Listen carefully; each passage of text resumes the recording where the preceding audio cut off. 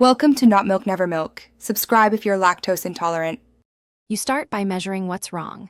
Run a 5-minute latency and packet loss test, and note throughput.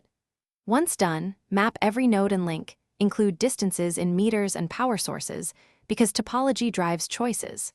Then check firmware and antenna specs so hardware won't limit fixes. Make sure to capture channel allocations and interference sources now. This first round tells you whether you need tuning, relocation, or hardware swaps, and it saves time later when you make changes. Once you have diagnostics, change configuration to reduce interference and maximize link margin. You should select the least congested channel and appropriate channel width, and then tune transmit power and modulation to avoid retransmits. At the same time, physically reposition antennas, raise or tilt them for line of sight, keep about 3 ft clearance from obstructions, and secure mounts. Finally, adjust MTU and enable CoS so time-sensitive packets get priority. These steps together raise stability and usable throughput.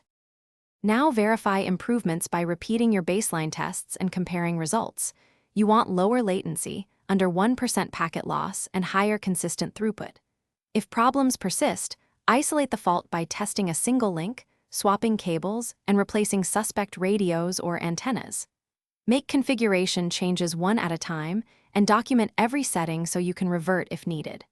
Troubleshooting tip: if performance drops after changes, restore the last working config and enable.